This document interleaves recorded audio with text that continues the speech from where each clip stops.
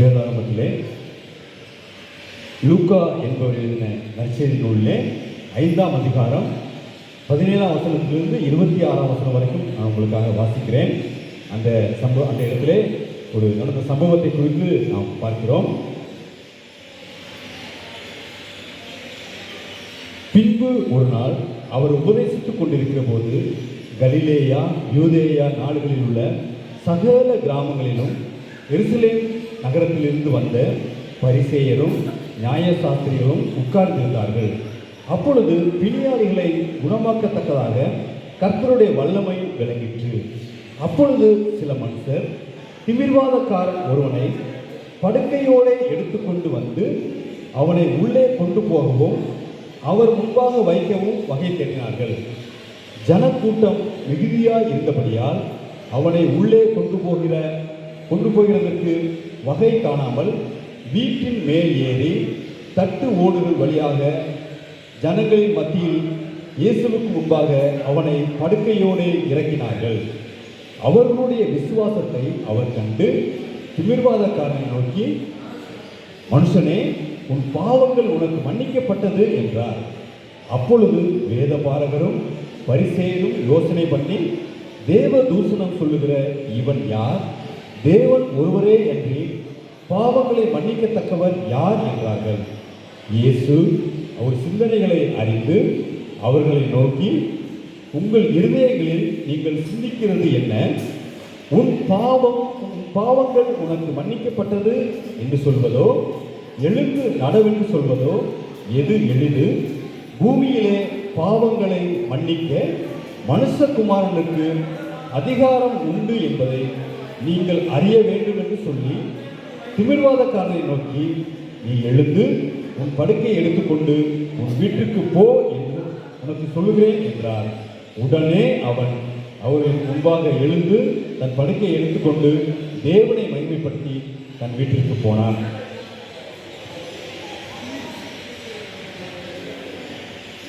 இந்த சம்பவத்திலே ஆண்டவராகிய இயேசுவிடத்திலே வந்த ஒரு மனிதனை குறித்து நாம் பார்க்கிறோம். அந்த மனிதனாலே வர முடியவில்லை, இயேசுவிடத்திலே வர முடியவில்லை. அவனை எப்படியாவது அவனுக்கு சுகம் கிடைக்க வேண்டும் என்று சொல்லி விரும்பி அவனோடு இருந்த அவருடைய நண்பர்கள் அவனை சுமந்து கொண்டு படுக்கையோடே அவனை தூக்கிக் கொண்டு இயேசுவிடத்தில் வருகிறார்கள். ஆனால் இயேசுவிடத்தில் ஒரு அருகாமையிலே வர முடியவில்லை. ஜனக்கூட்டங்கள் மிகுதியாக இருந்தபடியினாலே இயேசுவிடத்திலே அவர்களை கொண்டு வர முடியவில்லை. ஆனால் வீட்டில் மேல் ஏறி அந்த மேற்கூரையை திறப்பாக்கி அதன் வழியாக இயேசுக்கு முன்பாக அவனை இறக்கியதை குறித்து நாம் வேதத்தில் வாசிக்க கேட்டோம். இயேசு அந்த மனிதனுடைய விசுவாசத்தை பார்க்கிறார். எவ்வளவு பெரிய விசுவாசத்தை அவர் வைத்திருக்கிறார்கள், என்னாலே சுகமாக்க முடியும் என்று சொல்லி ஒரு விசுவாசிக்கிறார்கள் என்று சொல்லி அவருடைய விசுவாசத்தை இயேசு பாராட்டின காரியத்தை நாம் இந்த பகுதியிலே வாசிக்க கேட்டோம். அது மட்டுமல்ல, அவனுடைய பாவங்களுக்கு அவனுடைய வியாதிகளுக்கு காரணம் அதில் அவர் குறிப்பிட்டிருக்கிறார். பாவம், அவனுடைய பாவத்தின் விளைவாக அவன் அந்த வியாதியிலே விழுந்த காரியத்தை குறித்து நாம் இந்த பகுதியில் பார்க்கிறோம். அவனுக்கு உதவி செய்வதற்கு அங்கே அநேக மக்கள் வருகிறார்கள். அவனை இயேசுவிடம் அழைத்து வருகிறார்கள். இயேசு அவனுக்கு சுகம் கொடுத்து அவனுடைய வியாதியை சுகமாக்கி அவனை மகிழ்ச்சியோடு அனுப்புகிறார். இன்றைக்கும் இந்த ஆண்டவராகிய இயேசு அநேக அதிசயங்களையும் அற்புதங்களையும் அநேக நன்மைகளையும் செய்கிறார். ஆனால் அவர் வெறும் அதிசயங்களையும் அற்புதங்களையும் நன்மைகளை மட்டுமே செய்வதற்காக மனிதனாக இந்த பூமியில் வரவில்லை. அவர் மனுக்குலத்தின் பாவத்திலிருந்து மனிதனை விடுவிப்பதற்காக ஆண்டவர் உலகத்திலே வந்தார் என்று சொல்லி வேதத்தில் பார்க்கிறோம். பாவிகளை ரட்சிக்க கிறிஸ்து இயேசு உலகத்திலே வந்தார் என்று சொல்லி நாம் வேதத்தில் பார்க்கிறோம். பாவம் அந்த ஒன்றே ஒரு காரியம்தான் மனிதனை நிம்மதி இல்லாமல், சமாதானம் இல்லாமல், மகிழ்ச்சி இல்லாமல், பிரச்சனைகளோடு வேதனைகளோடு வாழ வைக்கிறது. அந்த பாவத்திலிருந்து ஒரு மனிதன் விடுதலை அடைந்து விட்டால் அவன் மிக ஒரு மகிழ்ச்சியுள்ளவனாக, சமாதானம் நிறைந்தவனாக மாறுகின்றான். இந்த பாவத்திலிருந்து விடுதலை அடைவதற்கு மனிதன் சுய முயற்சியினாலே முடியாது. அதற்கு ஆண்டவராகிய இயேசு ஒருவர் மட்டுமே உதவி செய்ய முடியும். அதுதான் ஆண்டவராகிய இயேசு சொல்கிறார், பாவிகளை ரட்சிக்க நான் இந்த உலகத்துக்கு வந்தேன் என்று சொல்லி ஆண்டவரை சொல்கிறார். ரட்சிக்க என்றால் என்ன?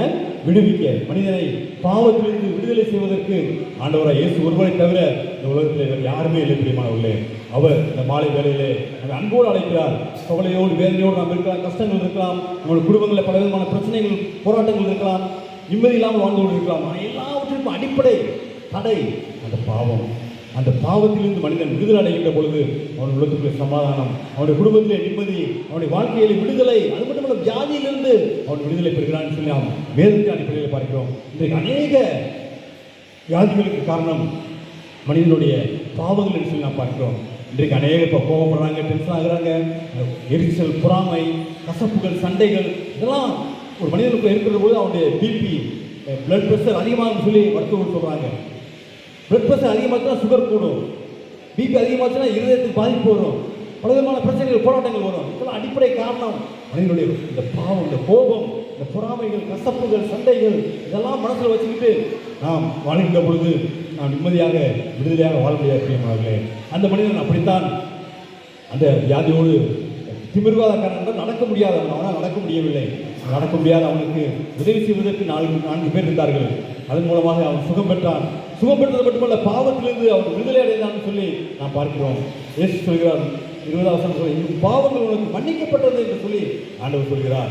ஆண்டவர் இயேசு மாலை வேளையில் நம்மையும் பார்த்து அதே வார்த்தையை தான் சொல்கிறார். நீ நிம்மதி இல்லாமல் வாழ்கிறாயா? நிம்மதிக்கு தடையுடைய பாவங்கள், உடைய அக்கிரமங்கள் அநேகர் பார்க்கிறோம். எங்கேயாவது நிம்மதியை தேடி மதுபான கடைக்கு போறாங்க, புகைப்பிடித்து பார்க்குறாங்க, பலவிதமான தவறான காரியங்கள் செய்து பார்க்குறாங்க, நிம்மதி கிடைக்குமான்னு சொல்லி பார்க்குறாங்க. ஆனால் தற்காலிகமான நிம்மதி, நிரந்தரமான நிம்மதியை பெறுவதாக வழியில்லை பிரியமானவர்களே. ஆனால் நிரந்தரமான நிம்மதி, நிரந்தரமான அமைதி, நிரந்தரமான சந்தோஷம், நிரந்தரமான பாவத்திலிருந்து விடுதலையை ஆண்டவராய் இயேசு தருவதற்கு ஆயத்தமுள்ளவராக இருக்கிறார். அவர் அழைக்கிறார். வருத்தப்பட்டு பாவபாரம் சுமக்கிற மகனே, மகளே, இடத்திலே வா, நான் உனக்கு இளைப்பாறுதல் தருகிறேன், உனக்கு சமாதானம் தருகிறேன், நீ தேடும் நிம்மதி என்று என்னிடத்திலே இருக்கிறது, என்னிடத்திலே வா, நான் உனக்கு நிம்மதி தருகிறேன் என்று சொல்லி ஆண்டவராய் இயேசு இந்த மாலை வேளையிலே நம்மை அன்போடு அழைக்கிறார் பிரியமானவர்களே. நான் ஒருவேளை வியாதியோடு கஷ்டத்தோடு இருக்கலாம், எனக்கு யார் உதவி செய்வதற்கு யாரும் இல்லைன்னு சொல்லி நான் வேதனையோடு இருக்கலாம். ஆனால் ஆண்டவர் சொல்வார், நான் உனக்கு இருக்கிறேன், நான் உனக்கு போதுமானவர், இந்த உலகமே உன்னை கைவிட்டாலும் நான் உன்னை நேசிக்கிறேன் என்று சொல்லி ஆண்டவர் நம்மை இந்த மாலை வேளையில் அன்போடு அழைக்கிறார் பிரியமானவர்களே. இந்த உலகத்தில் ஒரு அன்பு, மனிதனுடைய அன்பு மாறிப்போகும், பெற்றோருடைய அன்பு மாறிப்போகும், பிள்ளைகளுடைய அன்பு மாறிப்போகும், நண்பர்களுடைய அன்பு மாறிப்போகும். ஆனால் என்றைக்குமே மாறாத ஒரே ஒரு அன்பு இந்த உலகத்தில் இருக்குன்னா அது ஆண்டவராக இயேசு கிறிஸ்து அன்பு பிரியமானவர்களே. அந்த அன்பு நம்மை இந்த மாலை வேளையிலே அன்போடு அழைக்கிறது.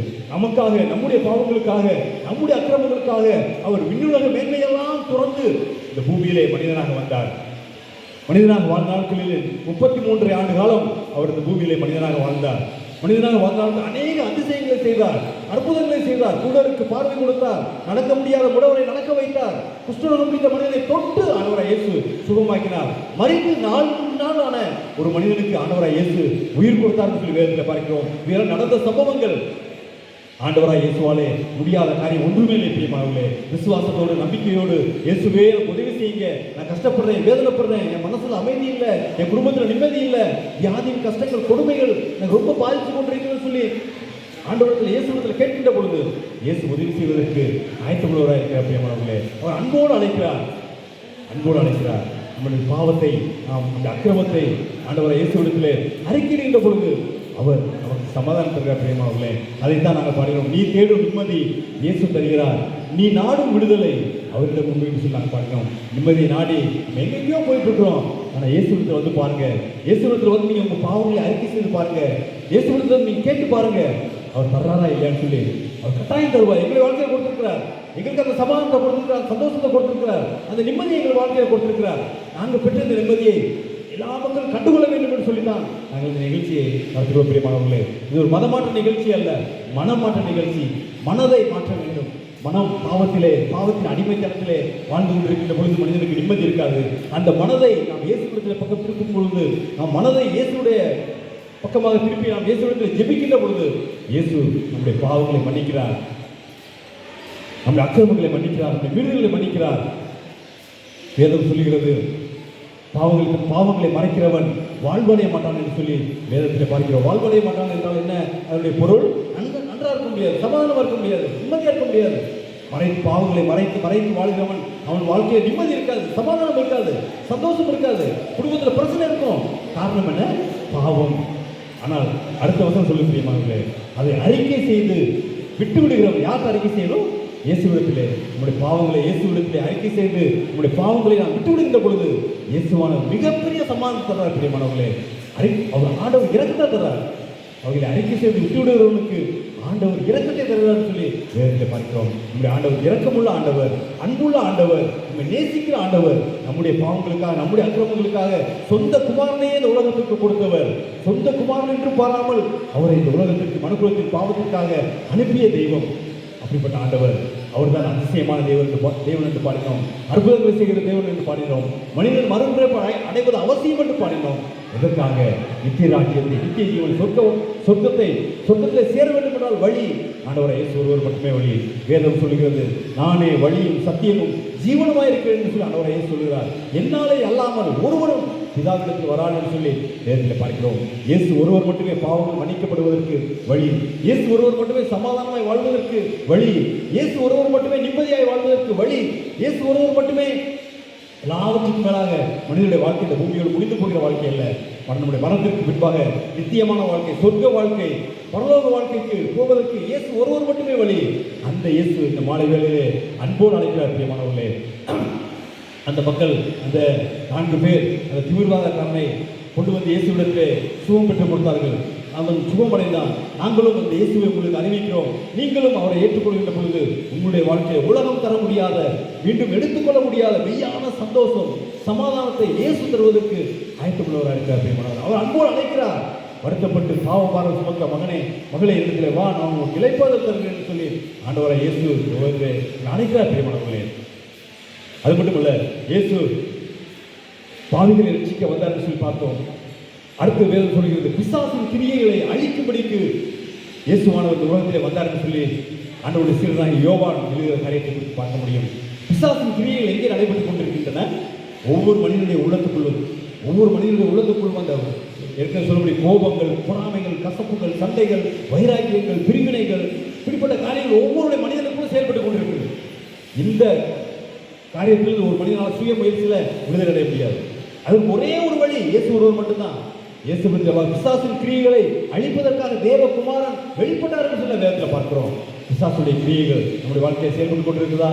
ஒவ்வொரு மனிதனும் கட்டாயமாக செயல்பட்டு கொண்டிருக்கோம். அது சின்ன குழந்தை போது பாருங்க, டக்குனு கோவம் வருது, தொட்டால் கோவம் வருது, அடிக்க வருது, சின்ன குழந்தை அடிக்க வருது. காரணம் என்ன? அந்த பிசாசின் ஆளுமைக்கு அந்த குழந்தை இருக்குது.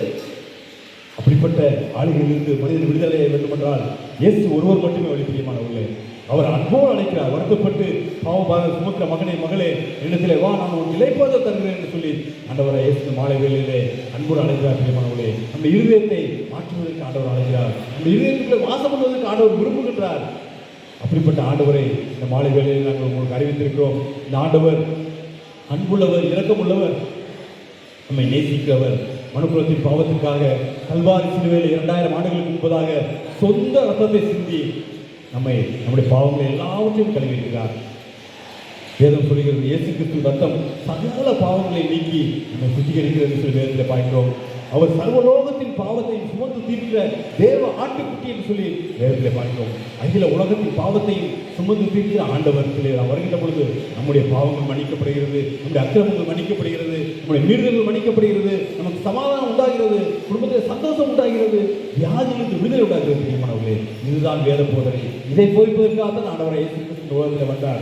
அவர் வந்து மனம் திரும்புங்கள் என்றார். மனதை ஆண்டவருடைய பக்கத்திலே திரும்புங்கள் என்று சொன்னார். மனம் திரும்புகிற இடத்திலே ஆண்டவரை இயேசு பேசுவார், அவருடைய உள்ளத்துக்குள்ளே ஆளுமை செய்வார், சமாதானம் தருவார், சந்தோஷம் தருவார், நிம்மதி தருவார். அப்படிப்பட்ட ஆண்டவரை இயேசு இந்த மாலை வேளையிலே உங்கள் அன்போடு அழைக்கிறார். பிரியமானவர்களே, அவர்களை நீங்கள் ஏற்றுக்கொள்வீர்களா? உங்கள் உள்ளத்தை இடம் தருவீர்களா? அப்படி இடம் தருகின்ற பொழுது ஆண்டவர் இயேசு நம்முடைய உள்ளத்தில் வந்து நம்மை ஆளுகை செய்வார், சமாதானம் தருவார், சந்தோஷம் தருவார், நிம்மதி தருவார். அது மட்டுமல்ல, எல்லாவற்றுக்கும் மேலாக மனித வாழ்க்கை இந்த பூமியோடு முடித்து போகிற வாழ்க்கை அல்ல, நித்திய காலமாக சொர்க்கத்திலே மனிதன் வாழ வேண்டும். பாவத்திற்கு பரிகாரம் கிடைக்கின்ற பொழுது மனிதன் சொர்க்க வாழ்க்கைக்கு போயிடான்னு சொல்லி வேறு கிடைக்கிற பார்க்கிற பிரியமானவர்களே, இந்த ஆண்டவரை இயேசு உங்களை நேசிக்கிறார், உங்களுக்காக ரத்தம் செஞ்சிருக்கிறார். இந்த செய்தியை உங்களுக்கு அறிவிப்பதற்காக தான் நாங்கள் வந்தோம். இது ஒரு மதமாற்ற நிகழ்ச்சி அல்ல, மனமாற்ற நிகழ்ச்சி. மனம் திரும்புகின்ற பொழுது இயேசு சமாதானம் தருகிறார், சந்தோஷம் தருகிறார், நிம்மதி தருகிறார். அதை பெற்றுக்கொள்கிற நீங்கள் அழைத்துள்ளவராக இருந்தால் ஆண்டவரை இயேசுவிடத்தில் வாருங்கள். உங்களுடைய பாவங்களை, உங்களுடைய தவறுகளை இயேசுவிடத்தில் அறிக்கையிடுங்கள். இயேசுவை உள்ளத்தில் வாங்க, உங்களுடைய சமாதானத்தை கொடுங்க சொல்லி இயேசு சாமியத்தில் கேட்டு பாருங்க. அவர் கட்டாயமாக தருவார். தமிழகத்தில் வந்து யாரையும் அவர் புறமே தள்ளாத ஆண்டவர். எப்பேற்பட்ட பாவியாக இருந்தாலும் அவர் நேசிக்கிறார். பெருமானவர்களே, பாவிகளை நேசிக்கிறார், பாவிகளை ரட்சிக்கிறார், பாவிகளுக்கு சமாதானம் தருகிறார். அப்படிப்பட்ட தெய்வம் இந்த மாலை வேளையிலே உங்களை அழைக்கிறார். பெருமானவர்களே, அவரை உள்ளத்தில் ஏற்றுக்கொள்வீர்களா? உள்ளத்தில் இடம் தருவீர்களா? ஆமாம் அன்பானவர்களே, நம்முடைய வாழ்க்கை நம்ம கையில் இல்லை. நாளைக்கு என்ன நடக்கும் நமக்கு தெரியாது. ஆனால் ஆண்டவராகிய இயேசுவை நாம் ஏற்றுக்கொள்கிற பொழுது நமக்கு ஒரு நிம்மதி, சமாதானம், சந்தோஷம், மகிழ்ச்சியை ஆண்டவர் தருகிறார். அது மட்டுமல்ல, இயேசுவை நாம் ஏற்றுக்கொள்கின்ற பொழுது சொர்க்க வாழ்க்கையை ஆண்டவர் தருகிறார். தீர்மானங்களே, அந்த ஆண்டவரை இயேசுவை நோக்கி நீங்கள் ஜெபிக்கிறார். உங்களுக்காக நான் ஜெபிக்க விரும்புகிறேன். அன்புள்ள ஆண்டவரே, மனுக்குலத்தின் பாவத்திற்காக, மனுக்குலத்தை பாவத்திலிருந்து விடுதலை செய்வதற்காக இந்த உலகத்துக்கு வந்தீங்க சுவாமி. உங்களுடைய ரத்தத்தினால மனுக்குலத்தின் பாவத்தை எல்லாவற்றையும் கழுவி சுத்தப்படுத்துறீங்களாப்பா. உங்களுக்கு வருகிற ஒவ்வொருவருக்கும் ஆண்டவரை நீங்கள் பாவ மன்னிப்பு தர்றீங்க, பாவ விடுதலை தர்றீங்க, பரிசுத்தமாக ஆண்டவரை வாழ்வதற்குரிய ஆண்டவரை சக்தியை நீங்கள் தர்றீங்க ஆண்டவரே. அப்படிப்பட்ட தெய்வ ஆண்டவரே, உலகத்தில் பாவத்தினால அநேக மக்கள் நிம்மதியிலிருந்து, சமாதானத்திலிருந்து, மதுபானத்திற்கும் பலவிதமான பாவ பழக்க வழக்கங்களுக்கும் அடிமையாய் வாழ்ந்து கொண்டிருக்கிற நாட்களில் நாங்கள் வாழ்கிறோம் சுவாமி. எத்தனையோ மக்கள் நிம்மதியை தேடி, சமாதானத்தை தேடி தவறான வழிகளுக்கு போகிறாங்க ஆண்டவரே. நீங்கள் சமாதானத்தை தருகிற தெய்வம் என்பதை ஆண்டவரை இந்த மக்களுக்கு அறிவித்திருக்கிறோம் சுவாமி. உங்களுடைய மெய்யான சந்தோஷத்தை, உங்களுடைய மெய்யான சமாதானத்தை, உங்களுடைய மெய்யான விடுதலையை ஆண்டவர் இந்த மக்களுக்கு நிறைவாக கொடுத்து வழிநடத்த வேண்டும்னு நான் ஜெபிக்கிறேன் சுவாமி. ஆண்டவர் நிகழ்ச்சியை கேட்டு ஒவ்வொருவரையும் நீங்கள் ஆசீர்வதிக்க வேண்டும் என்று உங்களுடைய பாதையை ஜெபிக்கிறோம் அப்பா. பலவிதமான கவலைகளோடு, வேதனைகளோடு ஆண்டவரே வந்திருப்பாங்க சுவாமி. ஆண்டவரே பலவிதமான வியாதி கஷ்டத்தோடு வந்திருப்பாங்க ஆண்டவரே. எல்லாமும் பெரிய ஆண்டவரை எல்லாத்தையும் அறிந்திருக்கிறீங்க சுவாமி. ஆண்டவர் கவலைகளை மாற்றுங்க, கஷ்டங்களை மாற்றுங்க, வியாதியிலிருந்து சுகம் கொடுங்க, ஒவ்வொருவருக்கும் விடுதலை தாங்க சுவாமி. ஆண்டவர் பலவிதமான தவறான பழக்க வழக்கங்களில் ஆண்டவர் சிக்கியிருந்தா ஆண்டவரை அவங்களுக்கு விடுதலை கொடுத்து ஆசீர்வதிங்க சுவாமி. குடும்பத்தில் பலவிதமான பிரச்சனைகளோடு கணவன் மனைவிக்கான உறவு இல்லாமல், ஐக்கியம் இல்லாமல், அன்பு இல்லாமல் இருந்தால் ஆண்டவரே அவருக்கு அன்பு கொடுங்க, ஐக்கியத்தை கொடுங்க, சமாதானத்தை கொடுத்து ஆசீர்வதிங்க ஆண்டவரே.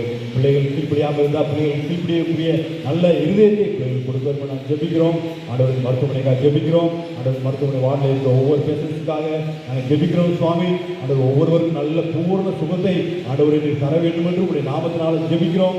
ஆண்டவர் உங்களுடைய நாமத்தினால ஜெபிக்கிற போது ஆண்டவருக்கு சுகம் தருகிற தெய்வம் ஆண்டவரே, ஒவ்வொரு பூர்ண சுகத்தை கொடுத்து இயேசு சுவாமி இந்த மருத்துவமனை வந்தனால நல்ல சுகத்தை கொடுத்தாருன்னு சொல்லி ஒவ்வொருவரும் மகிழ்ச்சியோடு சமாதானத்தோடு செல்வதற்கு ஆண்டவர் உதவி செய்ய வேண்டும் என்று நாங்கள் ஜெபிக்கிறோம் சுவாமி. இந்த மருத்துவமனையில் வேலை செய்கிற doctors, sisters, paramedical workers, warders, அந்த ஒவ்வொருவரையும் ஆண்டவரை பார்த்து தருகிறோம். ஒவ்வொரு குடும்பங்களுக்கும் சமாதானத்தையும் சந்தோஷத்தையும் மகிழ்ச்சியும் தர வேண்டும் நான் ஜெபிக்கிறோம். இந்த மருத்துவமனையில் வேலை செய்வது நல்லது என்று சொல்லி உற்சாகத்தோடு மகிழ்ச்சியோடு வேலை செய்ய ஆண்டவர் ஒவ்வொருவருக்கும் கிருபை தர வேண்டும் என்று ஜெபிக்கிறோம் சுவாமி. இந்த மருத்துவமனை நிர்வாக அதிகாரிகளுக்காக ஜெபிக்கிறோம். ஒவ்வொருவருக்கும் நல்ல சரீர சுகத்தை, பலத்தை கொடுங்க. இந்த மருத்துவமனை உங்களுடைய நாமத்தில் மட்டும் நீதியாய், நேர்மையாய், உண்மையாய் நடத்துவதற்கு ஒவ்வொருவருக்கும் சிறப்பான ஆற்றலை தரணும்னா ஜெபிக்கிறோம். ஆண்டவர் தாங்க நிர்வாக குழுவை ஆசீர்வதிங்க. அவர் எடுக்கிற தீர்மானங்கள் ஆண்டவருக்கும் பிரியமாக இருக்கட்டும். ஆசீர்வதித்து வழிநடத்துங்க. இந்த மருத்துவமனைக்கு ஒவ்வொரு நோயாளிகளும் ஆண்டவருக்கு அன்பை கண்டுகொள்ள ஜெபிக்கிறோம். ஆண்டவருக்கு இந்த நிகழ்ச்சி ஆரம்பம் முதல் முடிவு வரை இந்த கிருபைகளை மறைத்துக் கொண்டதற்காக துதிக்கிறோம், ஸ்தோத்திரிக்கிறோம், நன்றி சொல்கிறோம் சுவாமி.